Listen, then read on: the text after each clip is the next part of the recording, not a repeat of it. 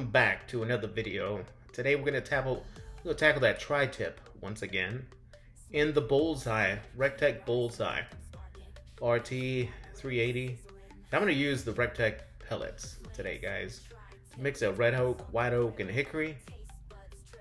But before I do, I'm going to go ahead and clean my vents out. Those of you that have a recteq Bullseye, you guys by now know that they're all about airflow. You got to keep these vents clean.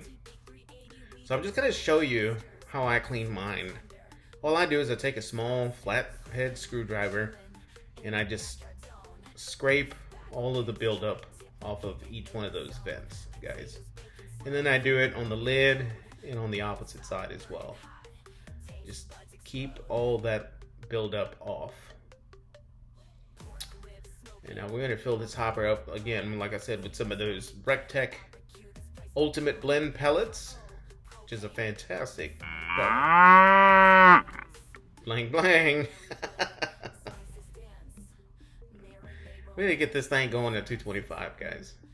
What do you see here is I got a 4-pound, a little over 4-pound tri-tip and a couple of beef back slabs.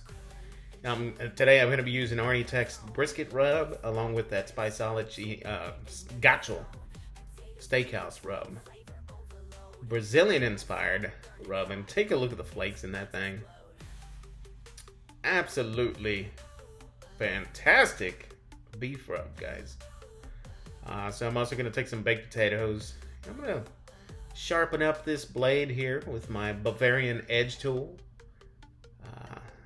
Check it out on my Amazon front store there. And I'm just going to do just a simple trim on this tri-tip. Nothing fancy. You guys have seen me do this before. I'm just going to take some of this fat off, some of that silver skin and gristle, and get it off of that protein and set it aside so that we can prepare these beef backs. And there is no trimming on these. I'm just going to basically just season them right out of the pack. I'm going in with some horseradish binder though. I haven't yet tried it on the beef backs. I get great results on brisket. And I'm going in with that brisket rub and that Gaucho. Same drill on that tri-tip, guys. Both sides, both rubs, and this tri-tip is going to be absolutely delicious. This is what it looks like after I seasoned it.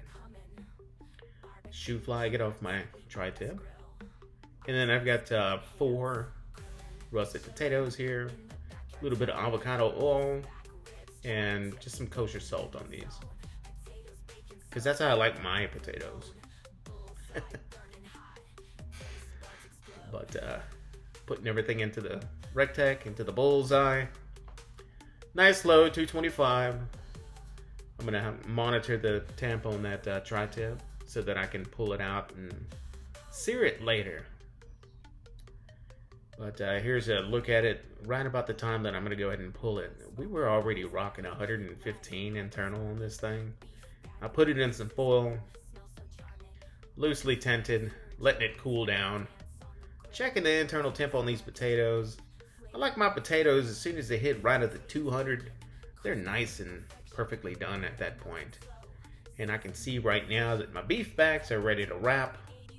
A lot of times I just let them go wide open, but on that day, I wanted to wrap them and break them down and get them a little more tender.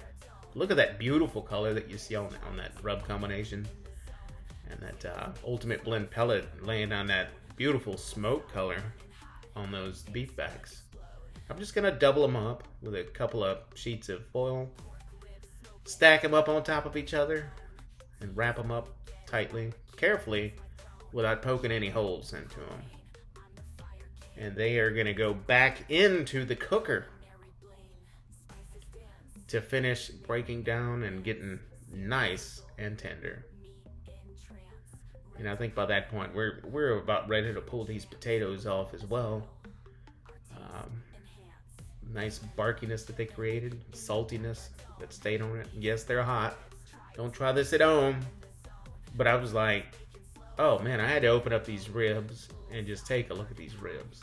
Hit 207 internal. And they broke down very nicely, very tender. And this is where it's going to get different, guys.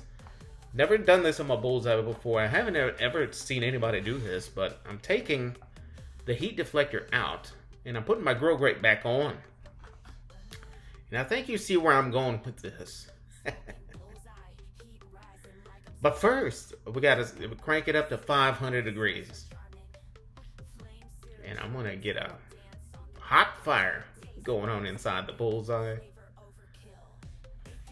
And I'm just going to open it up here so I can show you guys it's dumping pellets. Working on getting that temperature up there. Building a good flame.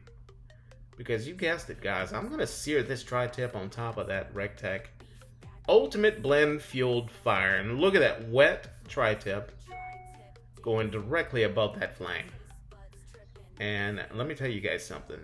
I didn't know what to expect doing this, but I don't think I'm going to cook a tri-tip any different anyway on any other pellet grill after this.